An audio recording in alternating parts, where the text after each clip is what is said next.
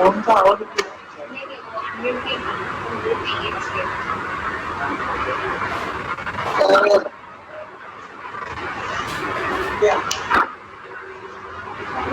very good afternoon to all delegates attending today's webinar.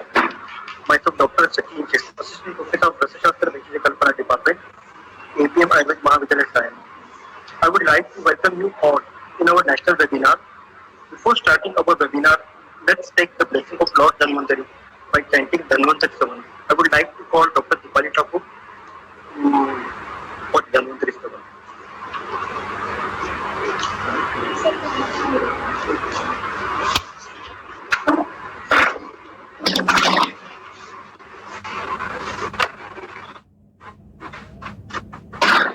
Namami धन्वन्तरिमादिदेवं सुरासुरैर्वन्दितपादपद्मम् लोके जराभयमृत्युनाशनम् दातारमेशं विविधौषधीनां शङ्खं चक्रं जलौकां दधतमृतघटं चारुदर्भिश्चतुर्भिः सूक्ष्मस्वच्छातिविद्यात् शुकपरिविलसन् मौलिमम्बोजनेत्रं कालान्नोदोज्ज्वलाङ्गम् कटितटविलसच्चारुपीताम्बराढ्यं वन्दे धन्वन्तरिं तं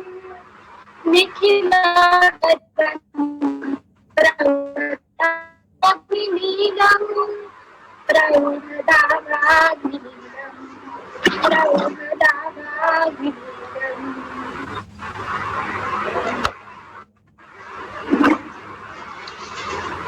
Thank you, Deepali.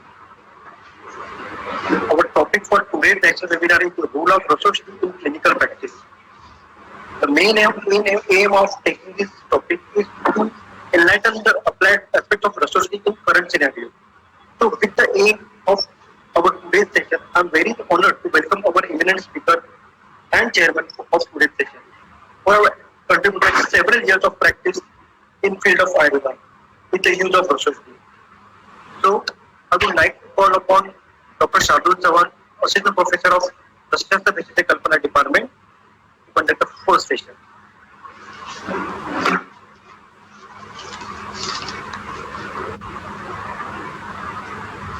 Good afternoon, everyone. So, today's first session, I am going to introduce our chairperson, Dr. Ashwini Deshmukh, working as an assistant professor, associate professor, RSPK department at GD Paul Foundation, Biomedical Ayurvedic Medical College. Then she has completed UG and PG from Nagpur University, Wardha, working as an Ayurvedic practitioner, teaching experience since 12 years, and guided many PG students as a PG guide, working as a pharmacy in charge in institutional pharmacy, and also published 26 research papers in international and national journals. Our today's speaker is Dr. Sandesh Sawan. So Dr. Sandesh Sawan is MD in Rasashastra and Vaishya Kalpana.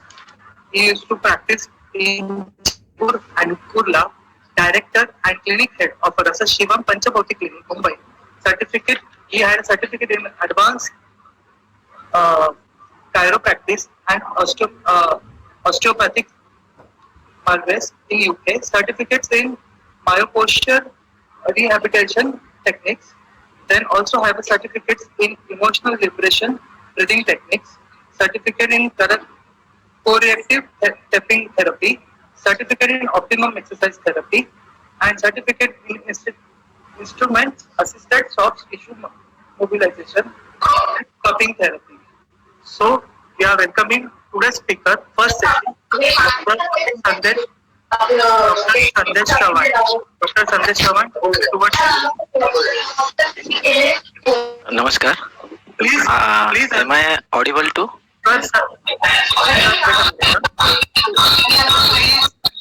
please, sir, एक minute sir, please stop. Please unmute your mics. Participants, please mute your mic. Participants.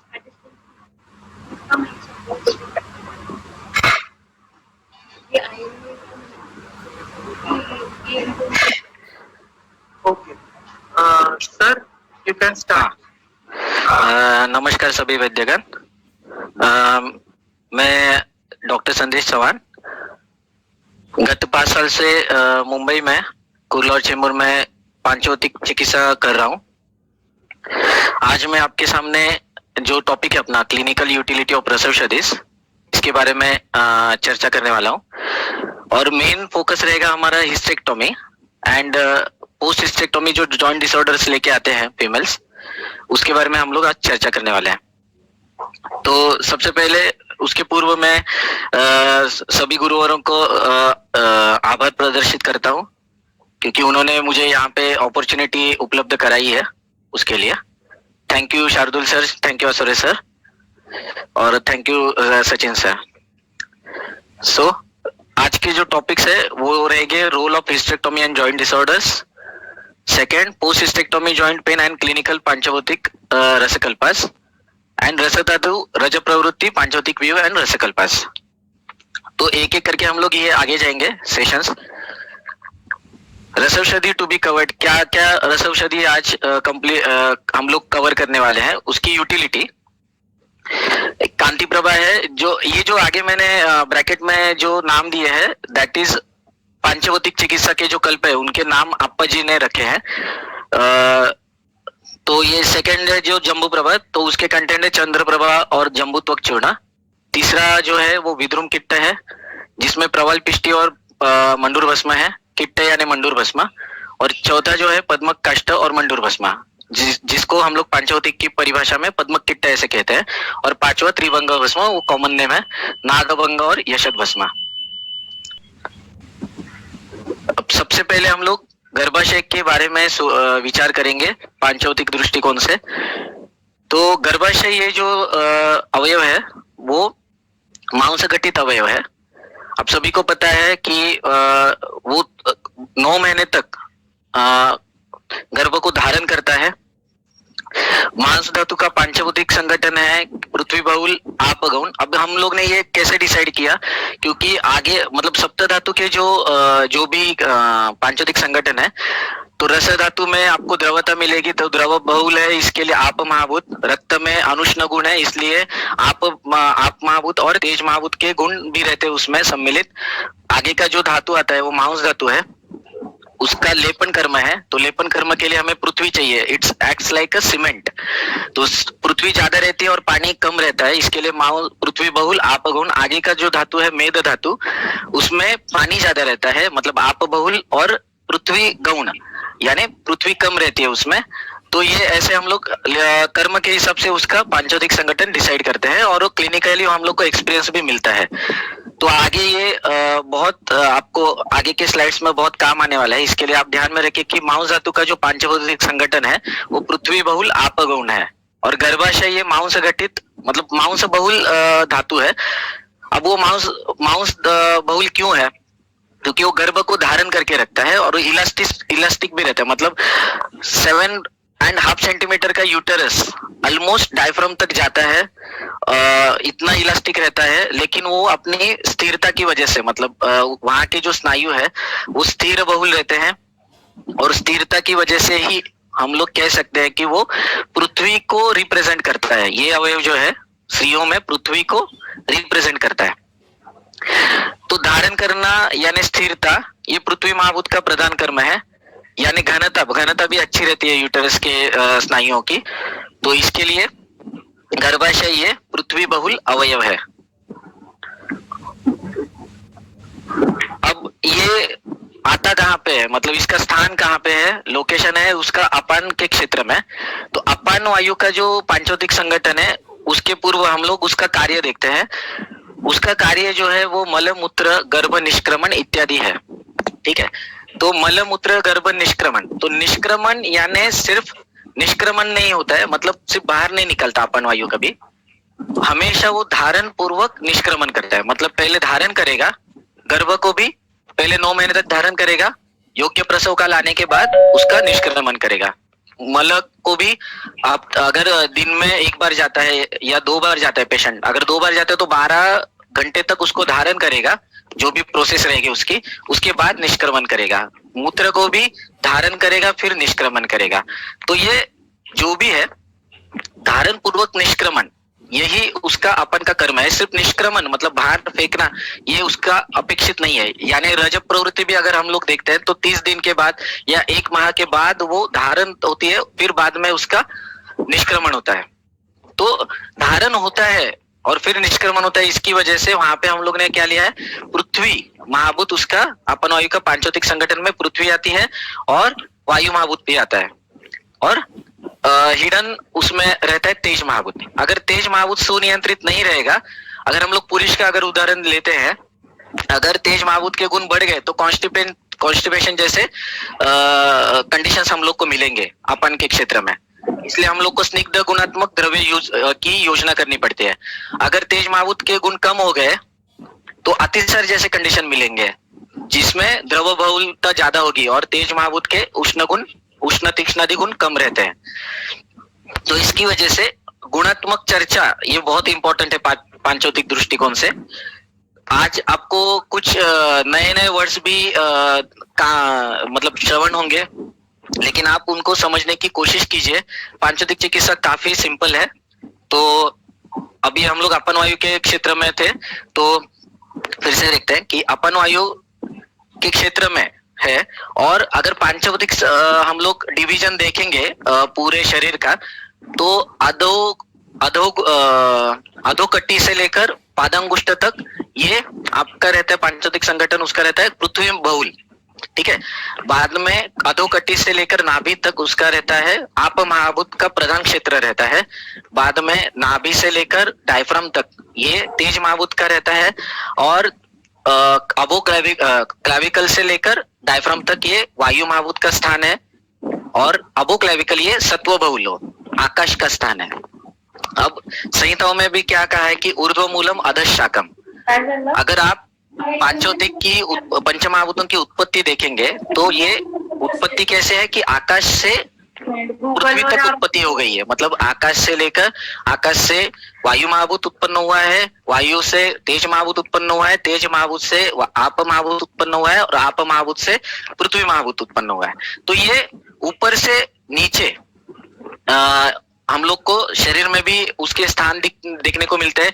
उसका और एक valid reason क्या है कि अगर आप पृथ्वी महाभूत का अगर एग्जांपल लेते हैं कि मैंने जैसे बताया कि अधोकट्टी से लेकर पादांगुष्ठ तक है, अगर अधोकट्टी से लेकर पादांगुष्ठ तक है तो वो पैर यानी पाद ये जो प्रदेश है ये शरीर को धारण करने की क्षमता रखता है। अब धारण करना या स्थिर गुणात्मक ये जो भी है ये पृथ्वी के क्षेत्र में आता है। सारे किट्ट विभाजन आदि जो क्रिया रहती है वो आप महाभूत के क्षेत्र में आती है। मतलब रज प्रवृत्ति हो या सारे किट्ट विभाजन हो या ये जो भी प्रोसेस है तो आप महाभूत के क्षेत्र में आते हैं। तो वो आप महाभूत का क्षेत्र क्या बताया है कि नाभि से लेकर अधोकटी तक। ओके, मतलब पृथ्वी के एग्जैक्टली ऊपर का नीचे से स्थान बताया। अब ये आप महाभूत के क्षेत्र में आता है, और वायु के अगर हिसाब से देखेंगे डिवीजन में तो वायु के डिवीजन अपन वायु के क्षेत्र में आता है, और महाभूतों का अगर डिवीजन देखेंगे तो आप महाभूत के क्षेत्र में आता है। तो दोनों नेक टू नेक चलते हैं। अगर दोनों में इम्बैलेंस हो गया तो आपको आगे जाके क्लिनिकल वैरायटी देखने को मिलती है। अगर अभी हम लोग टॉपिक थोड़ा कंसाइज रखते हैं, फोकस करते हैं हिस्टेक्टोमी की ओर, जो हम लोग का आज मुख्य टॉपिक है। तो हिस्टेक्टोमी जब हम लोग बोलते हैं तो हिस्टेक्टोमी यानी गर्भाशय निर्हरण। जैसे मैंने प्रीवियस स्लाइड में कहा कि गर्भाशय ये मांस धातु घटित अवयव है, और मांस धातु का पांचभौतिक संगठन हम लोग ने देखा कि पृथ्वी बहुल आप गौण ऐसा उसका है। मतलब पार्थिवता ज्यादा है, उसमें पार्थिव गुण ज्यादा है, अर्ध एलिमेंट ज्यादा है। तो अगर गर्भाशय निकाल दिया, पार्शियल हिस्टेक्टोमी हो, पैन हिस्टेक्टोमी हो, रेडिकल हिस्टेक्टोमी हो, कुछ भी हो, अगर गर्भाशय अगर आपने निकाल दिया तो गर्भाशय ये फीमेल बॉडी में ये क्या है, पृथ्वी का सर्वश्रेष्ठ स्थान है। अगर आपने गर्भाशय निकाल दिया यानी फीमेल यानी स्त्री शरीर में से आपने पृथ्वी ही निकाल दी, ऐसे हम लोग पांचभौतिक में मानते हैं। तो अगर पृथ्वी निकल दी है तो पांचभौतिक में दो लौबिया रहती है पंच महाभूतों की। एक तेज महाभूत मिडल में रहता है, यहाँ पे दो पृथ्वी और आप महाभूत जो कंस्ट्रक्टिव नेचर रखते हैं शरीर में, और वायु और आकाश ये डिस्ट्रक्टिव नेचर रहते हैं। अगर तेज महाभूत वायु और आकाश के साथ गया तो ये डिस्ट्रक्टिव नेचर करेगा, मतलब अपतर्पणात्मक व्याधियां दिखेंगी, कहने का मतलब ये है। और अगर ये तेज महाभूत कंस्ट्रक्ट पृथ्वी और आप के साथ गया तो ये कंस्ट्रक्टिव नेचर रहेगा उसका। तो ये तेज महाभूत जो है उसका अगर वो सुनियंत्रित उष्णता उसकी रहेगी तो ही हम लोग उसको व्याधि मुक्त कह सकते हैं, नहीं तो अन्यथा कहीं पे भी एक आध कोई भी तरफ अगर वो झुकता है तो उसके अनुसार उसके लक्षण दिखेंगे। तो अगर उस वहां पे कहने का मतलब ये था कि पृथ्वी और आप महाभूत में से अगर आपने पृथ्वी निकाल दी जो तेज महाभूत को सबसे प्रधान विरोध करने वाला तत्व है या महाभूत है, क्योंकि अगर आप शॉपिंग मॉल में वगैरह भी जाएंगे तो वहां पे आपको दिखेगा कि वहां पे सैंड या क्या बोलते हैं फायर बकेट वगैरह रहती है, वहां पे उसमें सैंड रहती है। मतलब आपको वो दर्शाते क्या है, शॉपिंग मॉल हो या रेलवे स्टेशन हो, कहीं पे भी आप देखेंगे कि फायर बकेट वहां पे रहती है। सबसे पहले वाटर के भी मतलब आप महाभूत से भी पहले अर्थ एलिमेंट यानी पृथ्वी महाभूत आग को सबसे प्रभावी तरीके से बुझाता है या कम करता है उसके गुण। मतलब आग पे हम लोग मट्टी डालते हैं, सिंपल सी लैंग्वेज में अगर बोलेंगे तो। अगर हिस्टेक्टोमी हुआ है उस फीमेल की बॉडी में तो स्त्री पहले से ही आग्नेय तत्व की है, आग्नेय बताया है उसको स्त्री को, और पुरुष को सौम्य बताया है, शुक्रम तु सौम्यम आर्तम तु आग्नेयम। तो ये आग्नेय तत्व पहले से ही है शरीर में, उसमें अपने पृथ्वी निकाल दी यानी गर्भाशय ही निकाल दिया तो सार्वदेहिक पृथ्वी कम होती है और उसकी वजह से तेज तत्व बढ़ता है। और उसका जो सखा है मतलब बेस्ट फ्रेंड ऑफ तेज महाभूत इज वायु महाभूत। तो दोनों इनडायरेक्टली वायु महाभूत भी बढ़ता है और आपको फिर आगे जाके बहुत सारे ये दिखेंगे, व्याधियां दिखेंगे, वो आगे हम लोग डिस्कस करने वाले हैं। अगर यही चीज अर्ली एज हिस्टेक्टोमी अगर होती है, मतलब बिलो 40 मतलब बिटवीन 20 टू 40 के एज में अगर गांव में जैसे लेडीज दिखते हैं तो बिटवीन 20 टू 40 ईयर्स के अगर एज में आपको हिस्टेक्टोमी किया हुआ दिखता है तो पहले से ही एक तो आर्तम तो आग्नेय मतलब वो स्त्री है, आर्तम तो आग्नेय तत्व ऑलरेडी है।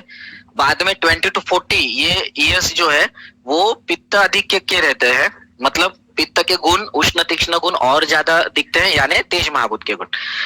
ऊपर से आपने हिस्टेक्टोमी कर दी, इसकी वजह से पेशेंट को आगे जाके जॉइंट डिसऑर्डर की दिक्कतें बहुत आती है। ये मेरे अनुभव से कहता हूँ और ये परीक्षण आप्पा जी ने खुद किया है। आप्पा जी ने गुरुवर्य आत्माराम वामन दातार शास्त्री जी जिन्होंने ये पांचभौतिक की खोज की थी, उनका ये स्वयं परीक्षण है और हमें क्लिनिक में ये दिखता भी है। जब तक आप गर्भाशय की चिकित्सा नहीं करते हैं तब तक आप योगराज गुगुल दो, संधि मित्र वॉटेवर जो भी आप कल्प देंगे वात कम करने के लिए या जॉइंट ये करने के लिए या साइनल फ्लूइड रिप्लेसमेंट करने के लिए, जो भी आपके दिमाग में रहेगा, जब तक आप गर्भाशय की चिकित्सा मूल्य कुठार ये न्याय से नहीं करते तब तक आपको सक्सेसफुल तरीके से और कम समय में रिजल्ट नहीं आता। ये मेरा भी अनुभव है। तो अभी हिस्टेक्टोमी के बाद एक्चुअली पांचभौतिक तरीके से संप्राप्ति कैसे घटित होती है उसके बारे में अब हम लोग देखते हैं। हिस्टेक्टोमी जैसे मैंने अभी ये सब कुछ डिस्कस किया तो सार्वदेहिक पृथ्वी कम होती है, यानी क्या होता है सार्वदेहिक पृथ्वी कम होती है यानी स्थिरता, घनता, कठिनता एटसेट्रा जो भी पृथ्वी के जो गुण है वो कम हो जाते हैं। उसकी वजह से क्या होता है कि तेज और वायु महाभूत के गुण बढ़ जाते हैं। तेज और वायु महाभूत के गुण क्या है, उष्ण, तीक्ष्ण और रुक्ष। अब अस्थि धातु का थोड़ा सा हम लोग ये देखते हैं। पांचभौतिक संगठन, अस्थि धातु का पांचभौतिक संगठन है पृथ्वी और आप वायु महाभूत, और सुशीरता भी रहती है अस्थि धातु में। इसकी वजह से आकाश महाभूत भी हिडन में मैंने लिया है। तो पृथ्वी प्लस वायु महाभूत और आकाश महाभूत ऐसे 3 महाभूत है। अगर आपने स्त्री शरीर में से गर्भाशय अगर निकाल दिया तो आपका क्या रहता है, पृथ्वी निकाल दी तो वायु और आकाश तत्व रह गए बाकी। नमस्कार, आवाज कोणाचा तरी येतोय।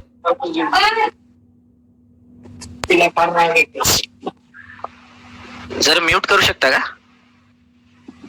हा, थँक्यू. आवाज येतोय? आवाज येतोय क्या सर? हो येतोय. हाँ, थैंक यू. तो आपको अगर आपने वही निकाल दिया, पृथ्वी निकाल दी, तो जो अस्थि में से जो पृथ्वी महाभूत, हम लोग सार्वधिक पृथ्वी में प्रधान तत्व क्या है? दूसरा अस्थि महाभूत, जिसमें घनता, स्थिरता ये गुण दिखते हैं, और उसको भी पृथ्वी, ये भी पृथ्वी महाभूत रिप्रेजेंट करता है. तो पृथ्वी अस्थि में से पृथ्वी महाभूत चला जाएगा तो क्या आपको मिलेगा फाइनली? ओए मतलब osteoarthritis, osteoporosis, spondylosis, disc herniation, muscle atrophy. अब एक एक का उदाहरण लेते हैं, आगे जाके इसका भी एक्सप्लेनेशन मैंने दिया है. ऑस्टियोपोरोसिस मतलब क्या? अस्थि में सुशीरता बढ़ती है. सुशीर ये किसका गुण है? विवरणे सूक्ष्म, आकाश महाभूत का ये गुण है. तो ऑस्टियोपोरोसिस मतलब सुशीरता उसमें बढ़ती है, क्योंकि क्या हुआ, वायु और तेज महाभूत जब भी बढ़ते हैं तो साथ में तीसरा जो कंपोनेंट है, जो तीसरा महाभूत है आकाश महाभूत, उसको भी लेके वो बढ़ते हैं. तो आकाश क्या करता है? सुशीरता निर्माण करता है. मतलब क्योंकि पृथ्वी वहां पे कम हो गई है तो ऑटोमेटिकली वहां पे स्पेस एलिमेंट यानी आकाश महाभूत, आकाश का अवकाश बढ़ गया है. तो ऑस्टियोपोरोसिस हम लोग को दिखता है ओए, तो उसमें हम लोग क्या बोलते हैं कि जॉइंट रिडक्शन होता है. ओके, तो जॉइंट रिडक्शन क्यों होता है? जॉइंट स्पेस रिडक्शन क्यों होता है? क्योंकि वहां का जो साइनल फ्लूइड है, जिसको हम लोग संधिस्थान यानी श्लेषक कफ बोलते हैं, तो स्निग्धता वो भी द्रव बहुल रहता है थोड़ा, तो उसका उष्णता की वजह से वहां पे शोषण हो जाता है. क्योंकि उष्ण क्या करता है? द्रव गुण का शोषण करता है, या वृक्ष गुण द्रव शोषण है वृक्षा, तो उसका शोषण करता है. उसकी वजह से ये जॉइंट स्पेस रिडक्शन दिखता है हमें. स्पॉन्डिलोसिस हो या डिस्क हर्निएशन के बारे में मैं जानबूझ के यहाँ पे उल्लेख करूंगा कि डिस्क मतलब अगर आप डिस्क लेते हैं तो डिस्क ये क्या है? जल महाभूत तत्व है, जल और पृथ्वी महाभूत दोनों. क्योंकि डिस्क ये इजीली हर्निएशन नहीं होता, जब तक उसके ऊपर कॉम्प्रेशन नहीं आता तब तक उसका हर्निएशन नहीं होता. मतलब नॉर्मल आप तरीके से बैठेंगे उठेंगे तो ये डिस्क हर्निएशन होने की संभावना बहुत कम रहती है. अब डिस्क हर्निएशन मतलब क्या? भ्रंश, स्रंस, ये जो व्यास, ये जो 3 क्राइटेरिया है वातज नानात्मज विकार में, चरक सूत्र स्थान 20 में, वहां पे इसका स्पष्ट उल्लेख है. जो 80 नानात्मज विकार है, तो डिस्क हर्निएशन मतलब भ्रंश दूर गति ही, उसकी टीका में उसके लिखा है भ्रंश दूर गति, मतलब वो दूर जाता है. ठीक है, तो दूर जाता है मतलब क्या? डिस्क हर्निएशन जब होता है तो वात का, हम लोग ये प्योरली वात का प्रकोप है. वात का पांचभौतिक संगठन क्या है? वात दोष का वायु प्लस आकाश महाभूत. तो घूम फिर के हम लोग वहीं पे आ रहे हैं.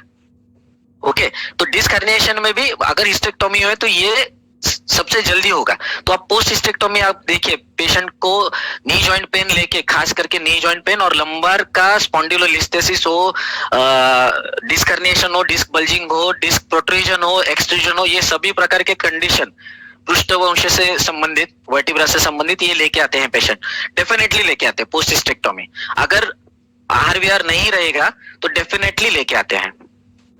बाद में आती है मसल एट्रोफी. ये थोड़ा सा, और अगर पोस्ट हिस्टेक्टोमी उसका वातवर्धक हेतु अगर चलते रहे या कटुतिक्त रसात्मक अगर सेवन चलता रहा तो एट्रोफी भी देखने को मिलती है पेशेंट्स में. फीमेल्स के बारे में हम लोग बात कर रहे हैं, तो यहाँ तक संप्राप्ति जाती है.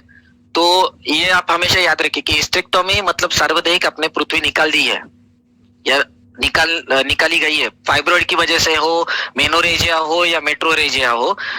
लेकिन अगर हिस्टेक्टोमी होती है तो स्त्री शरीर को बहुत ज्यादा नुकसान होता है. Unless and until it's needful, you should try to avoid. You should counsel that female patient that she should retain the uterus. अब मेनोपॉज और पांचोतिक विचार. जब मेनोपॉज ये आता है, मेनोपॉज मतलब क्या? अभी मेंसेस बंद हो गया, एकदम लिटरल मीनिंग.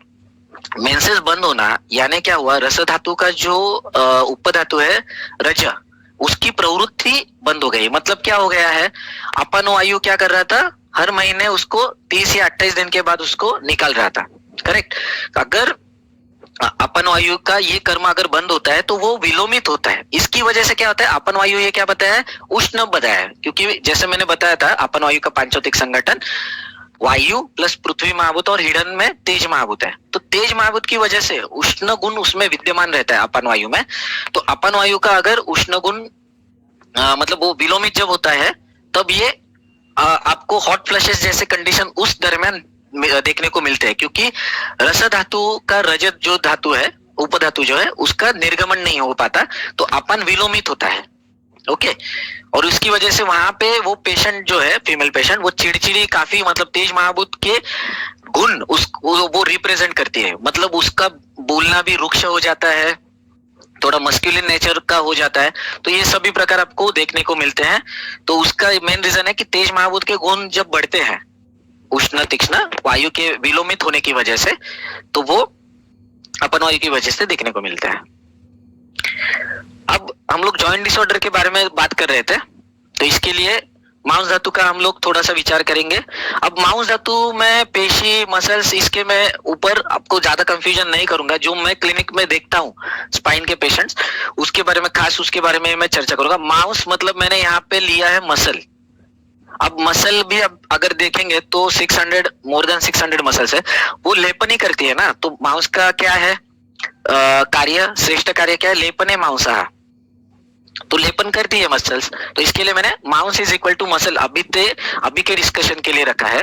जैसे कि हम लोग ने प्रीवियस स्लाइड में देखा कि माउस धातु का पांचोदिक संगठन है पृथ्वी, प्रधान, आपगौण, इतना आप ध्यान में रखना है। अब पेशेंट आपके पास क्लिनिकली लेके आती है कंडीशन कटिशूल और कटिग्रह।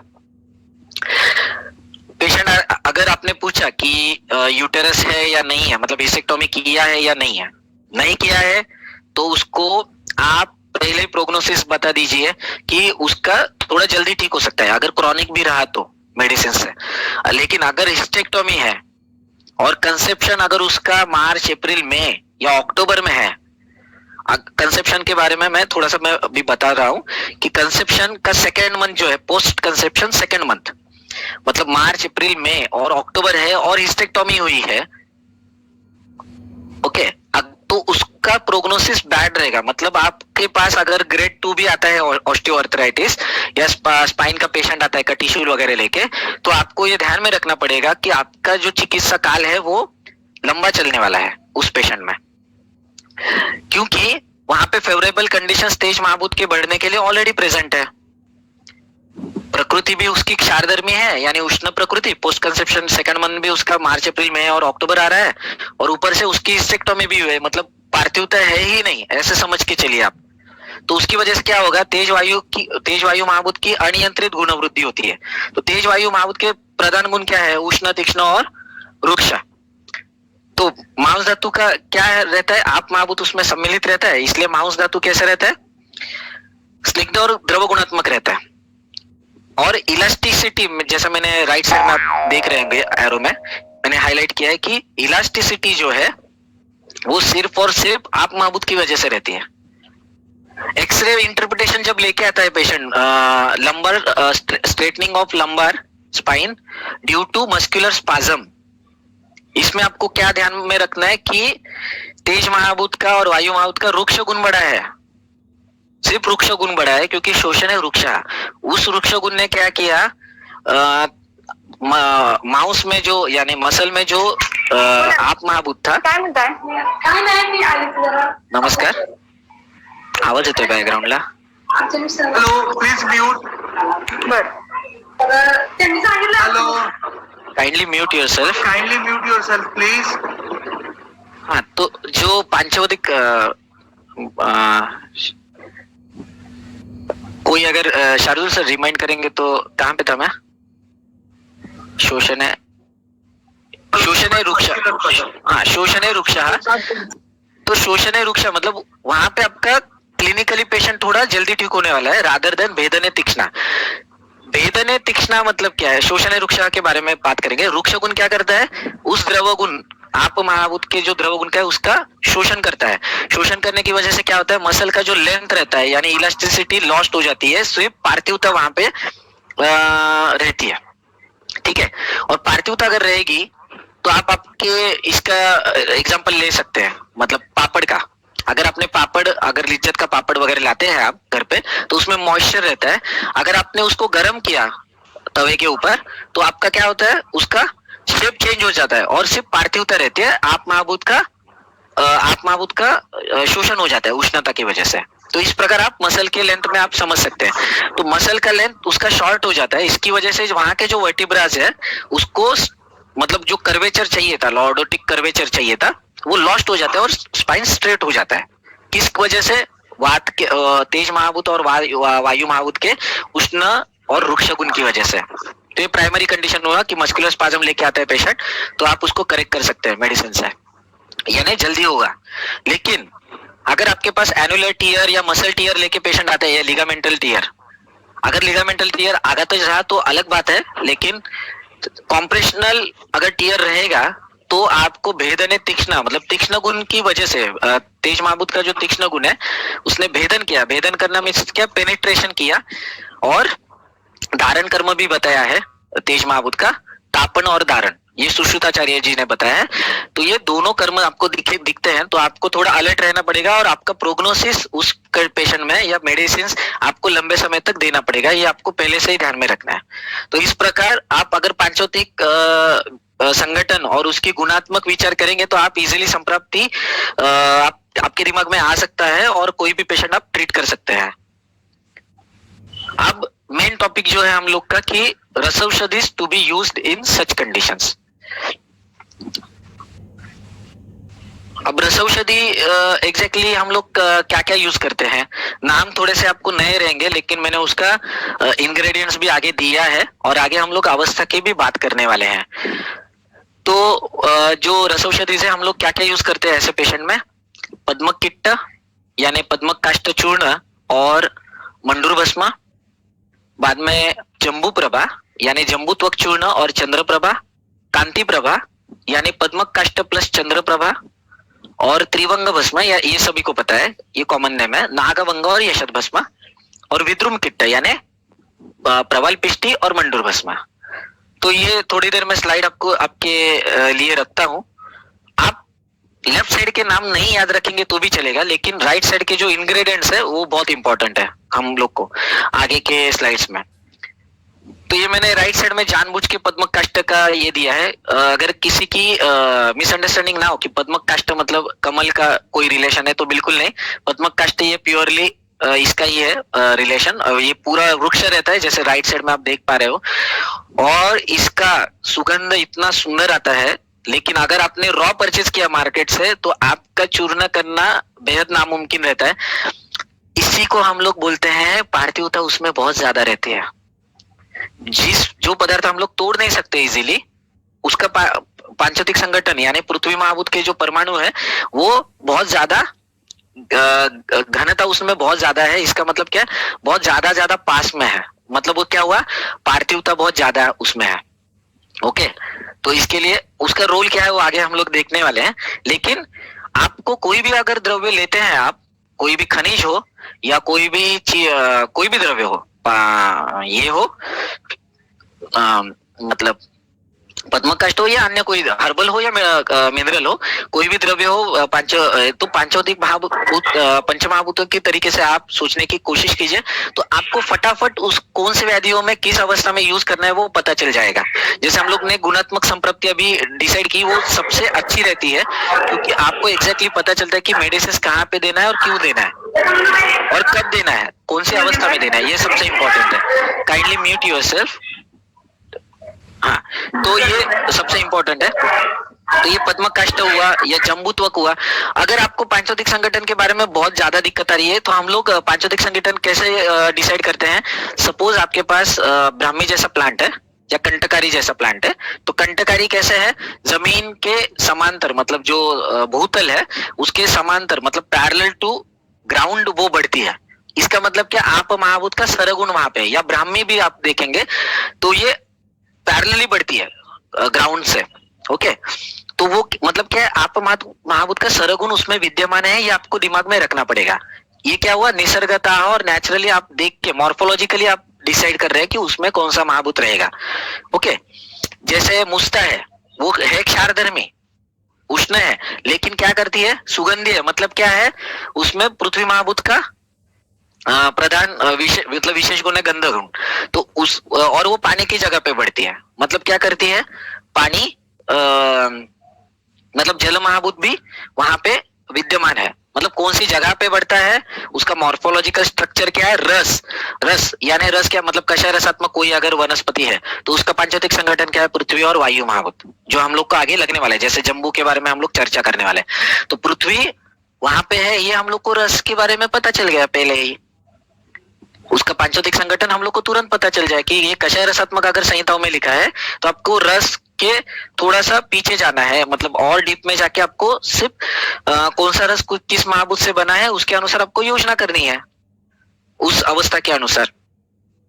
तो ये आपको 3 प्रकार से आप पांचभौतिक संगठन डिसाइड कर सकते हैं। एक मॉर्फोलॉजिकली कहाँ पे मतलब उसका प्रदेश क्या है, या ये क्या है,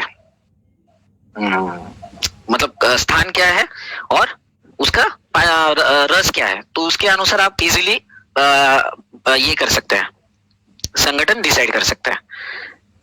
आगे जाते हैं। अभी सबसे पहले हम लोग चंद्रप्रभा, क्योंकि उसका सबसे ज्यादा मैंने रोल यहाँ पे दिया है।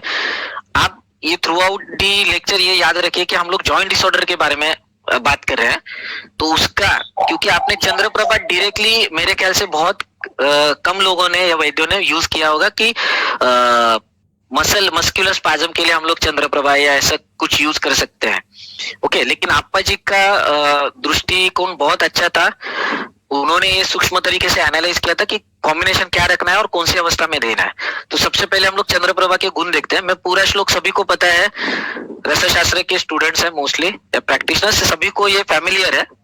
इसके लिए मैंने सिर्फ कुछ चीजें उसके जो इम्पोर्टेंट एस्पेक्ट्स है उसको उठाया है। तो ये ऑल हर्बल्स द्रव्यास आर कटु तिक्त इन नेचर, जैसे उसमें ये भी है, त्रिकटु है, त्रिफला है, पिपली है, चित्रक वगैरह, ये सब जो चीजें हैं ये कटु तिक्त रसात्मक है। ओके, अगर आप देखेंगे उसका अगर पांचों ये रसात्मक विवरण अगर करेंगे तो ये आपको देखने को मिलेगा।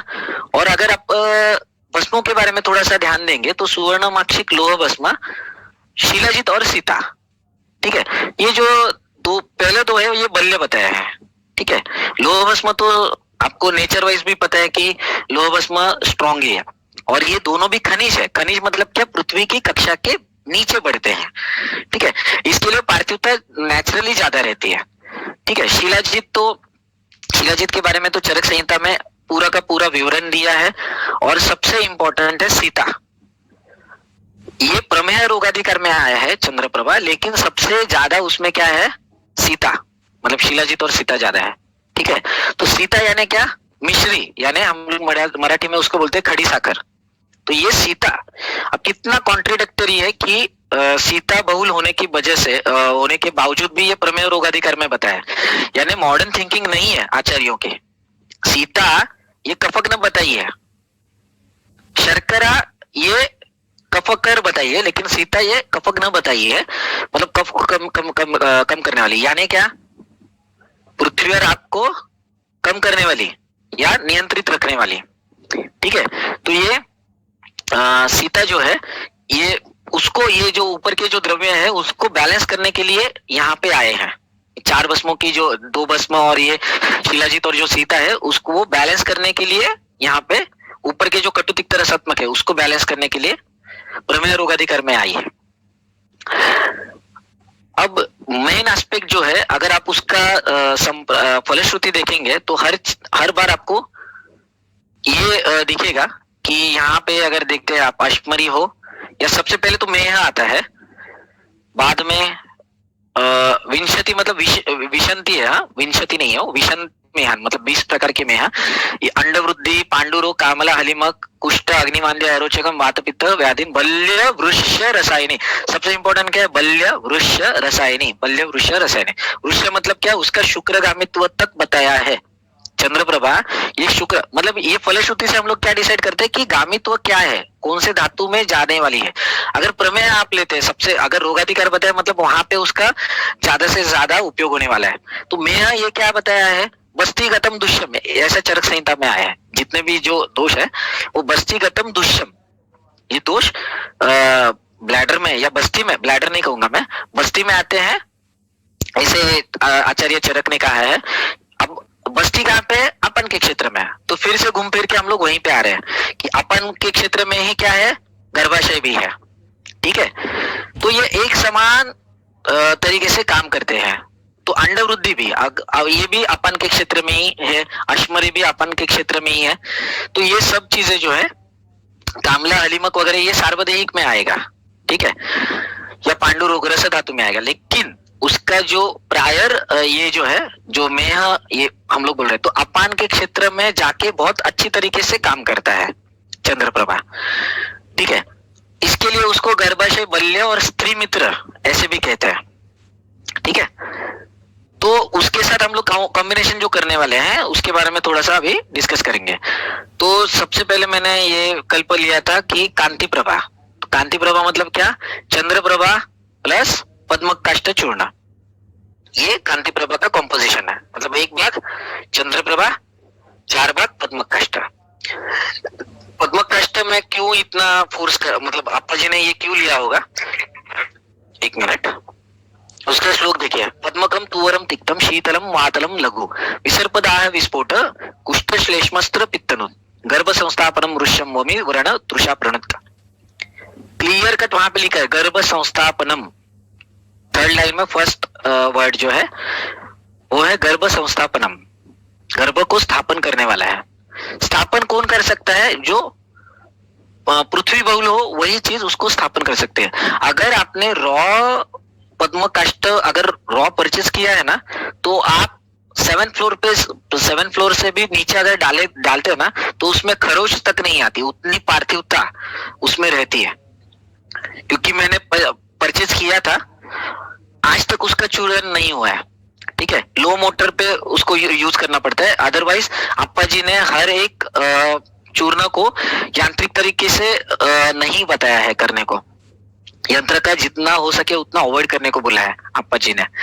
तो ये यहाँ पे आप याद रखिए कि पद्म का जो अगर आप पंचभौतिक संगठन देखेंगे तो पृथ्वी बहुल है, क्योंकि दाह विसर्प विस्फोट इसको कम करने वाला है। वो कौन कम करेगा? जिसमें एक तो पृथ्वी महाभूत प्रधान होना चाहिए, नहीं तो आप महाभूत।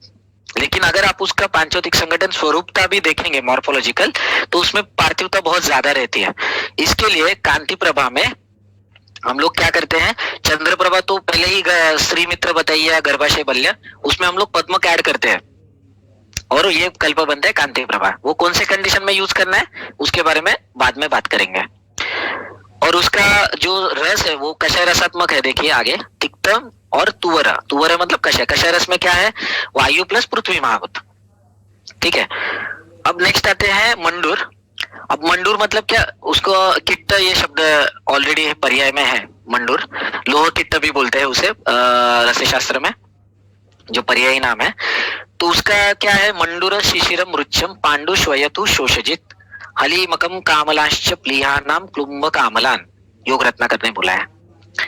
तो मंडूर शिशिर रुच, शिशिर मतलब क्या? बहुत शीत है। और मंडूर कहाँ पे है? ये जमीन के नीचे है, अगेन खनिज है, इसके लिए जमीन के नीचे। पद्मक कैसे? वनस्पति है, लेकिन ये पार्थिवता पद्मक से ज्यादा इसमें ज्यादा रहेगी। ओके, तो मंडूर में पार्थिवता क्यों ज्यादा है? ये इसमें इसके नीचे मतलब जमीन के नीचे एक खनिज है, इसके लिए। अब उसमें भी कैटेगराइजेशन किया है कि 100 से 60 से 100 साल पुराना श्रेष्ठ है, अधम है, वगैरह वगैरह। तो ये अगर आपको मिलता है तो ये बहुत अच्छी बात है। तो सुरवारी हेड़ा, आंवला और बेहड़ा, यानी त्रिफला में सुरवारी हेड़ा हम लोग यूज करते हैं। उसके पात से शोधित और गौमूत्र से शोधित ही मंडूर हम लोग यूज करते हैं पांचभौतिक में। तो ये आपको याद रखना है। तो शिशिर ये जो गुण है ना उसका मतलब शीतता, तो ये बहुत इंपॉर्टेंट है हम लोग के एस्पेक्ट से, ठीक है। तो ये मंडूर के बारे में हुआ। उसका भस्म हम लोग यूज करते हैं। अब थर्ड जो आता है, जो आपको दिख रहा है स्लाइड पे, वो प्रवाल पिष्टि है। प्रवाल ये क्या है कि प्रवालम मधुरम सामलम कफ पित्तादि दोषनुत वीर्य कांतिकरम श्रीणाम धृते मंगलदायकम क्षय पित्तास्र कासग्नम दीपनम पाचनम लघु विषम भूतादि शमनम विद्रुम नेत्र रोगजित। अब ये उन्होंने प्रवाल मतलब क्या है? सबसे पहले प्रवाल की जो पांचभौतिक संगठन है उसका डिसाइड करने का तरीका बहुत सुंदर तरीके से अप्पा जी ने वर्णन किया है। अप्पा जी कहते हैं कि मतलब बुक्स में कि जो प्रवाल है ये कहाँ पे मिलता है? हम लोग को समंदर में मिलता है। ओके, वो भी समंदर के तल में, मतलब सी के एग्जैक्ट बॉटम ऑफ द सी में ये पाया जाता है, करेक्ट। समंदर का जो पानी रहता है वो खारा रहता है, मतलब क्षारीय पानी रहता है, मतलब लवण उसमें बहुत ज्यादा रहता है। लवण क्या करता है, लवण ये क्षार कैटेगरी में आता है, बराबर। क्षार क्या करता है, क्षरण करता है। लेकिन आप अगर प्रवाल के बारे में देखेंगे, प्रवाल ये प्राणिज द्रव्य है, वो एक के ऊपर कंपाइल होकर प्रवाल बन जाता है। तो प्रवाल का क्षरण नहीं होता, उल्टा वो बढ़ते जाता है। इसका मतलब क्या हुआ, उसमें इतना ही पार्थिवता ज्यादा है कि वो क्षारीय पानी में रहने के बावजूद उसका क्षरण नहीं होता, उल्टा वृद्धि होती है और वो जल महाभूत के संपर्क में रहता है। इसके लिए उसमें आप महाभूत भी उतना ही रहता है जितना पृथ्वी महाभूत रहता है। और उसका रस भी बताया है, मधुरम सामलम। मधुर ये जो पहला रस रहता है वो प्रधान रस रहता है, और बाद में जो आता है वो अनुरस रहता है उसका। तो मधुर रस का पांचभौतिक संगठन क्या है, पृथ्वी और आप महाभूत, जो मैंने अभी बताया स्वरूपतः कि वो जल महाभूत के क्षेत्र में रहता है, इसलिए जल महाभूत भी प्रधान रहता है और वो बढ़ता है। बढ़ना मतलब क्या, सरगुण, मतलब बढ़ते जाता है और बॉटम में रहता है, समुद्र के तल में रहता है, इसलिए पृथ्वी के निकट रहता है। इसके लिए भी पार्थिवता ज्यादा रहती है और एक के ऊपर एक कंपाइल होते जाता है, लेकिन क्षरण नहीं होने देता खुद का, तो इसके लिए उसमें पार्थिवता भी बहुत ज्यादा है। तो इसी गुणों का हम लोग को हिस्टेक्टोमी जब पेशेंट करके आती है तब जॉइंट डिसऑर्डर ना हो या जॉइंट डिसऑर्डर को क्योर करने के लिए हम लोग को ये कल्प यूज करने हैं। कैसे, तो अभी अवस्था देखते हैं हम कि क्लिनिकल कंडीशंस क्या रहती है और पेशेंट हम लोग के पास क्या लेके आता है और कैसे हम लोग उसको ट्रीट करते हैं। अब सबसे पहले क्या है, पद्मक किट्टा, ठीक है। तो पद्मक किट्टा जैसे मैंने कहा था इंग्रेडिएंट, पद्मक काष्ठ चूर्ण और मंडूर भस्मा। तो मंडूर भस्मा के बारे में हम लोग ने जस्ट अभी थोड़ी देर पहले देखा कि शिशिर रहता है, पांडुश्वय तो जीत है, ठीक है। तो यही गुणों का हम लोग को उपयोग करना है। कौन से क्लिनिकल कंडीशन में हम लोग यूज कर सकते हैं, जो पोस्ट हिस्टेक्टोमी आती है, ठीक है, जिसका हैबिचुअल एबॉर्शंस हुआ है और जॉइंट पेन है, ये दोनों कंडीशन में हम लोग ideal drug of choice will be पद्मक किट्टा, क्योंकि पद्मक ये गर्भ संस्थापक है और किट्ट ये शिशिर है और स्निग्ध भी है और जमीन के नीचे भी रहता है। तो पार्थिवता और रक्त धातु का ये है रसायन बताया है आपा जी ने, रक्त धातु का, ये मैं बताना भूल गया थोड़ी देर पहले, रक्त धातु का रसायन बताया है। और प्रवाल क्या है, रस धातु का रसायन बताया है, ठीक है। मतलब रस धातु रसायन मतलब क्या, रसादि नाम, धातु नाम, प्रशस्ति नाम। तो ये क्या है, प्रशस्ति मतलब top class, superior quality of रस धातु तैयार करने के लिए प्रवाल यूज करेंगे, रक्त धातु सुपीरियर क्वालिटी के लिए तैयार करने के लिए मंडूर यूज करेंगे। तो ये अगर हम लोग पद्म काष्ठ के साथ डाल देते हैं जहां पे पृथ्वी बहुलता ज्यादा है, तो रक्त का जो मंडूर ये शिशिर होने की वजह से रक्त का जो अनियंत्रित तेज महाभूत की वजह से अनुष्ण गुण का उष्ण गुण में परिवर्तन जो हो चुका है, उसको कंट्रोल करने के लिए हम लोग मंडूर भस्म डालेंगे, तो बहुत ही अच्छा कॉम्बिनेशन तैयार हो जाता है। और हैबिचुअल एबॉर्शंस जहां पे है, और हैबिचुअल एबॉर्शन की वजह से, डीएनसी की वजह से अगर आपका जॉइंट पेन आपको दिख रहा है, जैसे कि हम लोग ने प्रीवियसली डिस्कशन किया, तो उसमें पद्मक किट्ट ये आइडियल ड्रग ऑफ चॉइस है। अब नेक्स्ट देखते हैं, और ये आप कोई भी स्पॉन्डिलोसिस हो, स्पॉन्डिलाइसिस हो, मेनोपॉज हो चुका है, अर्ली मेनोपॉज हो, इसमें आप आराम से यूज कर सकते हैं, ठीक है। ये जिन्होंने HRT लिया है बहुत ज्यादा, तो गर्भ का जतन करने के लिए उसको बल्य देने के लिए जम्बू प्रभा भी हम लोग यूज कर सकते हैं, लेकिन जम्बू प्रभा का थोड़ा सा अलग है कि उसमें अत्यर्थ ज्यादा रहता है, तो उस कंडीशन में हम लोग यूज करते हैं।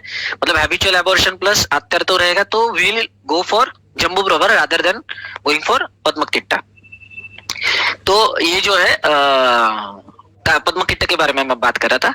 तो पद्मक किट्टा जो है, पद्मक किट्टा will be ideal drug of choice. इसमें जब हैबिचुअल एबॉर्शन है या HRT पे है पेशेंट और हार्मोनल रिप्लेसमेंट थेरेपी की ड्रग्स की वजह से अगर उसमें हॉट फ्लैशेस वगैरह दिख रहे हैं या इंड्यूस्ड मेंसेस है उसमें, तो उसमें हम लोग ये आराम से यूज कर सकते हैं, ठीक है। तो जम्बू प्रभा के बारे में थोड़ा जंप अप करेंगे क्योंकि उसका टॉपिक निकला था। अगर अत्यर्थ है पेशेंट में, और उसको अप्पा जी ने क्षेत्र शोषक ऐसा भी नाम दिया है जम्बू प्रभा को ही। जम्बू प्रभा मतलब क्या, चंद्र प्रभा प्लस जम्बू त्वक चूर्ण, ठीक है। तो अगर अत्यर्थ है तो आपको मतलब पेशेंट बहुत ही बलहीन होती जा रही है, मतलब उसमें बिल्कुल अभी स्ट्रेंथ नहीं है, और मेंसेस होने की वजह से, यानी मेट्रोरेजिया हो या मेनोरेजिया, तो इसमें संप्राप्ति कैसे रहती है मेनोरेजिया या मेट्रोरेजिया में? जब रक्त का जो पंचौतिक संगठन है, जैसे राग, ये राग हो या उष्ण गुण हो, ये तेज महाभूत की वजह से है। द्रव गुण मतलब लिक्विडिटी भी रहती हो या आप महाभूत, तो पंचभौतिक तरीके से बताए। एक लोह गंधित्व रहता है उसको, ये पृथ्वी महाभूत की वजह से है गंध गुण उसका। तो ये जो भी है मतलब स्पंदन है तो वायु महाभूत का गुण है। तो ये जो पांचौतिक जो संगठन है उसमें तेज महाभूत का अगर उष्ण गुण बढ़ता है तो थोड़ी देर के लिए द्रव गुण भी बढ़ता है, जैसे रक्त पित्त की संप्राप्ति में होता है, ठीक है, कि दोनों तरीके से बढ़ते हैं, धातुर सिंचानम, तो उष्ण गुण की वजह से। तो ये हम लोग कैसे समझ सकते हैं? अगर आपने दूध लिया है फ्रिज में से, फ्रिज में आपने दूध रखा था और ये पहले अभी वो लिक्विड मतलब सॉलिड स्टेज में, अगर आपने उष्णता दिया तो उसका द्रव गुण बढ़ता है, मतलब आकारमान बढ़ता है। उसी तरीके से थोड़ी सी सिमिलर काइंड ऑफ संप्राप्ति आर्तव के बारे में घटित होती है। अगर उष्ण गुण बहुत ज्यादा बढ़ता है तो अल्पार्तव की कंडीशन दिखती है, मतलब क्या, द्रव गुण कम होता है। शुरुआत में थोड़ा सा बढ़ता है क्योंकि मतलब लिक्विडिटी बढ़ती है, क्योंकि जैसे आप दूध रेफ्रिजरेटर में से अगर आप दूध निकलते हैं और गर्म करने के लिए रखते थे तो सॉलिड स्टेट में उसका आकार छोटा रहता है, और जैसे जैसे लिक्विड हो जाता है जैसे वैसे वैसे उसका, please mute your self, please kindly mute your self. Shardul sir जरा बघा। तो ये जो है तो 1 मिनट,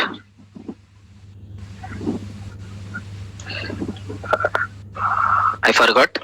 हाँ, लिक्विडिटी के, तो लिक्विड अगर आप ये कर रहे हैं ना, तो जो शुरुआत में अगर उष्ण गुण थोड़ा सा जब बढ़ता है तो अत्यर्थों की कंडीशन दिखती है, या रक्तपित्त भी हो सकता है। वो आपका डायग्नोसिस कंफर्म होना चाहिए।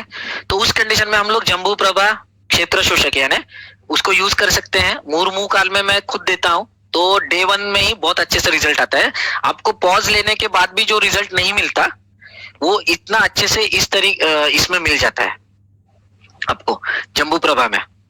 मतलब पॉज लेने के बावजूद भी कोई फीमेल का ब्लीडिंग बिल्कुल नहीं रुकता, मतलब होते ही रहता है। और इसकी वजह से एनीमिया जैसे कंडीशन आपको देखने को मिलते हैं। तो उसको करेक्ट करने के लिए हम लोग के पास विद्रुम किट तो है ही बाद में, लेकिन रक्त इति जीवस्थिति ऐसे आचार्य सुश्रुता जी ने कहा है, ठीक है, शोणित वर्णनीयम अध्याय में।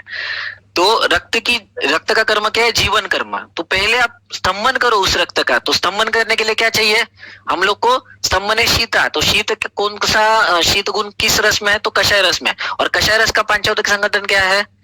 वायु प्लस पृथ्वी महाभूत। सिंपल। हम लोग उल्टा आ गए संप्राप्ति में, ठीक है। तो ये वहां पे कषाय रस क्या करता है? शीतता की वजह से स्तंभने शीता ये उसे सीज करता है, उसको उसके मेंसेस का फ्लो जो है वो रिड्यूस करता है। ये हम लोग हैबिचुअल एबॉर्शंस में भी रसायन के तौर पे दे सकते हैं, जैसे पद्म किट भी हम लोग लॉन्गर ड्यूरेशन में दे सकते हैं। तो ये जो इंटरनल लाइनिंग जो रहते हैं,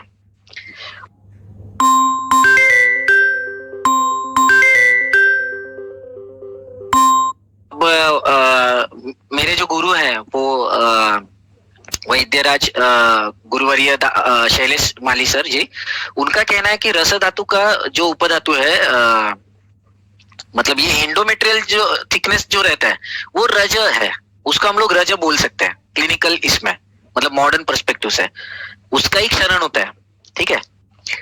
तो ये आपको मतलब उसका अगर रिप्लेसमेंट आपको करना है, अगर उसका वहां पे हैबिचुअल एबॉर्शन की वजह से या रिकरेंट डीएनसी की वजह से वहां की जो कोशिकाएं हैं या जो पेशी है या जो एंडोथेलियल सेल्स है उसका क्षरण हो जाता है। थिकनेस क्योंकि हम लोग को प्रेगनेंसी के हिसाब से बहुत इंपॉर्टेंट है, और ये जैसे कि मैंने कहा कि मांस घटित अवयव है, तो वहां पे पृथ्वी हम लोग को रिप्लेस करनी आनी चाहिए हर द्रव्य से, मतलब जो अप्रोप्रिएट ड्रग से। तो हम लोग का ड्रग ऑफ चॉइस वहां पे रहेगा रिपीटेड, अगर डीएनसी होती है तो क्षेत्र शोषक या जम्बू प्रभा, तो वहां पे वो बल्य गर्भाशय बल्य करके काम करेगा। ठीक है, अब आते हैं कांति प्रभा। ओल्ड एज लेडीज जो है, ठीक है, या मेनोपॉजल कंडीशन में है, तो उनको हम लोग कांति प्रभा बहुत अच्छे से यूज कर सकते हैं।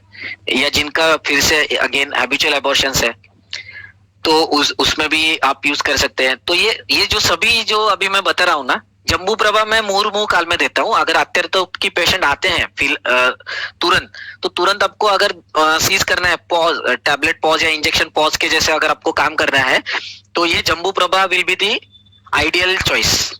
ठीक है, और कांति प्रभा अगर आपको यूज करना है तो उसका है क्रॉनिक है, पहले बहुत हिस्ट्री था, अत्यर्थों का या अल्पार्थों का, मतलब मेंसेस इतना उष्ण गुण बढ़ गया है कि उसका द्रव गुण का शोषण हुआ है और ब्लैकिश डिस्कलरेशन वगैरह दिखता है। डिस्कलरेशन बात नहीं कर रहा हूँ, क्लॉट्स वगैरह बहुत ज्यादा दिखते हैं और ब्लैक कलर का आर्थो आता है, ब्लैक और मरून, डार्क मरून कलर। इस प्रकार से आपको पेशेंट को पूछना है, मतलब कलर कौन सा है, फ्लो कैसा है, कितने दिन में आता है, शूल होता है कि नहीं, रेगुलर है कि नहीं, स्टिंक रहता है कि नहीं। अगर विस्तृता है तो ये ड्रग काम नहीं करेंगे वहां पे अल्पार्थव में, क्योंकि अगर विस्तृता है और अल्पार्थव है, दोनों कंडीशन है, तो उसमें क्या आपको विचार करना है कि पृथ्वी का स्थिर गुण बढ़ा है, इसकी वजह से वहां पे वो रुका पड़ा है आर्थव।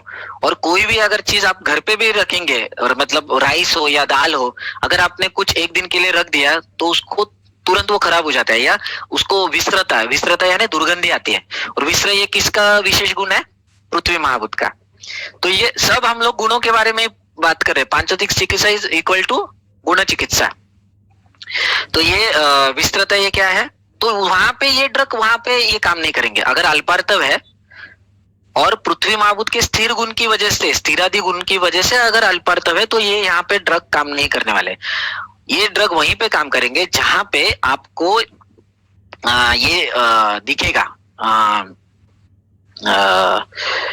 मतलब उष्ण गुण बढ़ा है और द्रव गुण कम हुआ है आप महाभूत का, और यानी रस महाभूत का, रस धातु का आप महाभूत का अगर द्रव गुण कम हुआ है तो आपको रज प्रवृत्ति नहीं देखने को मिलेगी।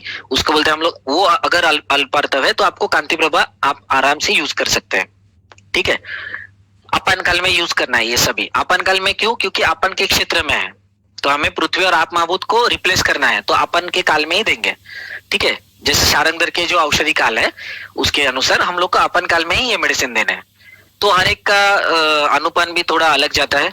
अगर जॉइंट डिसऑर्डर लेके आए तो पद्मकिट्टा हम लोग डिंक के साथ देते हैं। डिंक यानी गोंद जिसको मार्केट में मिलती है, बबुल निर्यास, उसके साथ देते हैं, या घृतवर्जित बबुल निर्यास के भी साथ देते हैं, या घृतवर्जित बबुल प्लस गर्म पानी के साथ भी देते हैं जॉइंट डिसऑर्डर्स में। बबुल कैसा है? पिच्छिल है। ठीक है, तो वो पिच्छिल है, रोपणे पिच्छिला, रोपणेश लक्षणा और रोपणे पिच्छिला।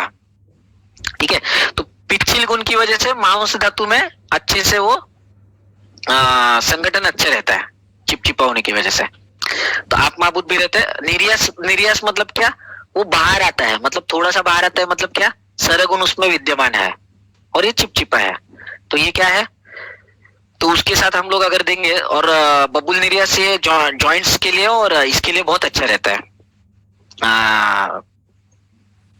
माउस के लिए, माउस धातु के लिए। हम लोग को पृथ्वी रिप्लेस करनी है जॉइंट डिसऑर्डर में, इतना याद रखिए। जॉइंट डिसऑर्डर ये तभी होते हैं जब माउस धातु की इलास्टिसिटी कम होती है। ठीक है, क्योंकि अगर आप देखिए, अगर आपके पास ऑस्टियोआर्थराइटिस का पेशेंट आता है और ये क्लिनिकल प्रेजेंटेशन है उसका, ग्रेड 2 है, ठीक है, ये फीमर है और ये टिबिया फिबुला है, नीचे का हाथ, ठीक है, ये अगर लेके आता है ऐसे है, ठीक है, जॉइंट स्पेस रिडक्शन है। जॉइंट स्पेस रिडक्शन कब होगा? सैनुअल फ्लूइड की कम होने की वजह से नहीं होगा, वो बाद में। सबसे पहले वहां का जो स्नायु का भारक क्षमत्व है वो कम होता है। ठीक है, भारक क्षमत्व कम होने की वजह से, भारक क्षमत्व कब कम होगा? जब आपका माउस धातु का जो आप महाभूत कम होगा, तब वो भारक क्षमत्व कम होगा, और जॉइंट रेंज ऑफ मोशन जिसको हम लोग बोलते हैं क्लिनिकली, जो रेंज ऑफ मोशन होगा वो रिस्ट्रिक्टेड हो जाएगा। रिस्ट्रिक्टेड मतलब क्या?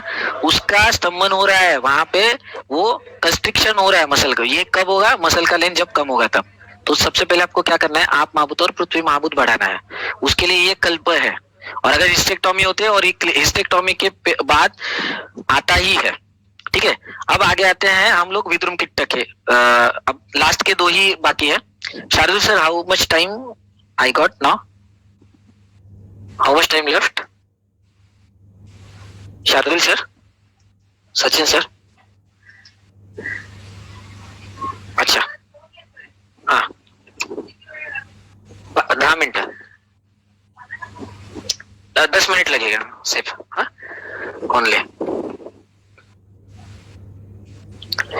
तो ये जो विद्रुम किट है, विद्रुम जैसे मैंने पहले लास्ट स्लाइड में भी कहा था कि विद्रुम ये क्या है, ये रस धातु का रसायन बताया है, मतलब रस धातु को अच्छी तरीके से मेंटेन करने वाला है।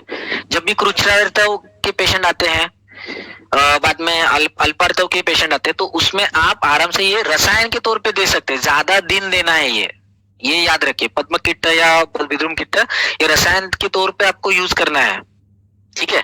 तो रस धातु ये आपको आप महाभूत को रिप्रेजेंट करता है, और उसको अगर आपको मेंटेन रखना है तो ये विद्रुम किट आपको देना पड़ेगा, ठीक है।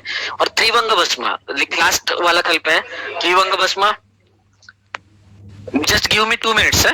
त्रिवंग भस्म क्या है? नागवंग यश। त्रिवंग ये क्या है?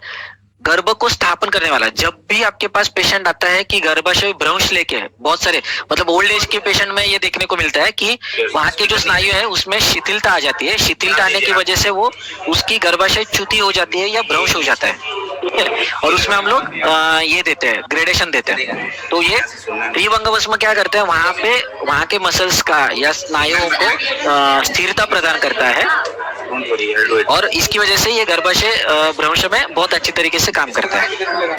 तो यही मेरा आज का विचार था कि आपको ये दिखाना, या आप जैसे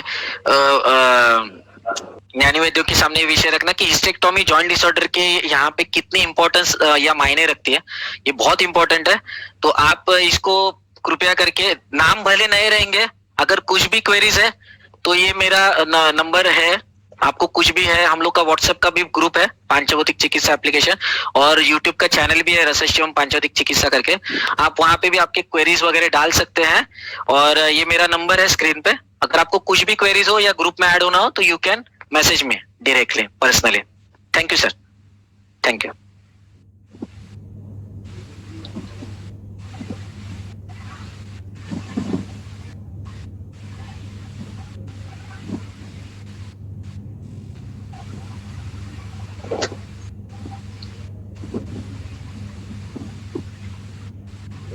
सर क्वेरीज वगैरह, किसी को कुछ क्वेरीज है? मतलब क्वेरीज अभी लेना है, नहीं लेना है सर?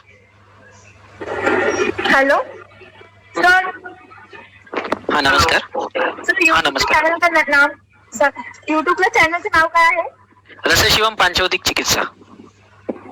ओके आत्ताच आम्ही चालू केलंय वैद्यांसाठी, कारण आणि हिंदी मधनं आहे तो, ये सब कंटेंट हिंदी में रहेगा। मेरा हिंदी ज्यादा अच्छा नहीं है, लेकिन हिंदी में रहेगा वो सब कुछ। ठीक है। हाँ ओके। हेलो। हाँ हाँ सर बोला ना।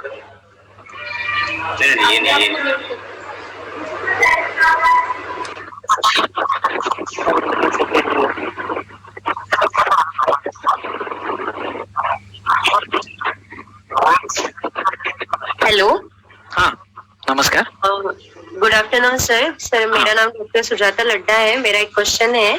हाँ सर जो न्यूली मतलब मेनाज के जो पेशेंट रहते हैं, अर्ली मेनाज, तो उनमें इरेगुलर रहता है सर मेंसेस, और कभी कभी अत्यार्तव वगैरह भी हमें देखने मिलता है।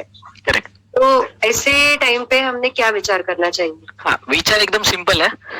प्यूबर्टी ये जो एज है ना, तो प्यूबर्टी को हम लोग सिंपल, आप एक याद रखिए, कोई भी फल रहेगा ना तो उसको काल की अपेक्षा रहती है। जैसे हम लोग आम लाते हैं महाराष्ट्र में, सपोज आम लाके हम लोग क्या करते हैं, अगर कच्चा रहेगा ना तो हम लोग धान्य के राशि में उसको ये करते हैं, अभी हिंदी में मुझे याद नहीं है, लेकिन हम लोग स्टोर करके रखते हैं, ठीक है। और थोड़ा सा हम लोग बीच बीच में चेक करते हैं 3 या 4 दिन के बाद वो पका है कि नहीं।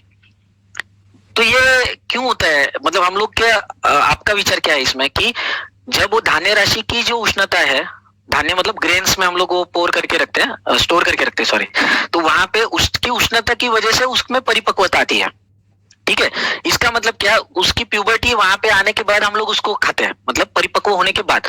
कोई भी चीज को परिपक्व होने के लिए तेज महाभूत का सुनियंत्रित उष्ण गुण, एक मिनट, सुनियंत्रित उष्ण गुण बहुत इंपॉर्टेंट है, ठीक है। अगर उष्ण गुण नहीं रहेगा, अगर, हाँ सर सॉरी, झाले का, हो, जरा टाइम आपला हे झालाय. चालेल चालेल चालेल So, आपण क्वेश्चन आन्सर घेऊ शकतो. चालेल ना, चालेल सर, चालेल, thank you sir, thank you.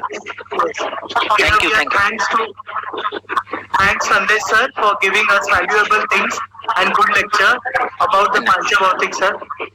And now I am moving towards this section's chairperson, Dr. Ashwini ma'am. Please, you can host. Oh. So you can. Hello, am I audible? Yes ma'am. Okay. Good afternoon, everyone. First of all, I am very much thankful to the organizers. I would like to thank Dr. Satputhe sir, APMS, Principal of APMS Ayurved College, Sion, Dr. Rathod sir, Dr. Asore sir, Professor and HOD in the Department of Rasashastra and Vaishya Kalpana, Dr. Sachin Seth, and Dr. Shadul Chauhan. I would like to thank organizers for inviting me as a chairperson for this session. I congratulate the team for arranging such an informative webinar. It is my pleasure to be here as a chairperson for Dr. Sandesh Chauhan sir's lecture. Sir has presented the topic very nicely. He has covered almost every aspect of the topic. In this pandemic situation, every Ayurvedic practitioner is trying to contribute their knowledge and treat the patient by using Ayurvedic medicines. Sir has explained about anatomy of uterus in accordance to the Panchabhautikatva. He has explained Panchabhautik Samprapti of joint disorder in female. Also, share the knowledge on post-hysterectomy symptom and the treatment. Sir has enlightened us about uses of Rasaushadhis in the term of Panchabhautik, such as Chandraprabhavati. Also share some combinations which is used in Panchabhautik Chikitsa like Kanti Prabha, which includes Chandraprabhavati and Padmakashta, Jambu Prabha, which includes Chandraprabhavati and Jambu Twak Churna. Sir, you made the topic very simplified for the students and the practitioners. I hope after today's webinar, everyone will use Rasakalpas in view of Panchabhautik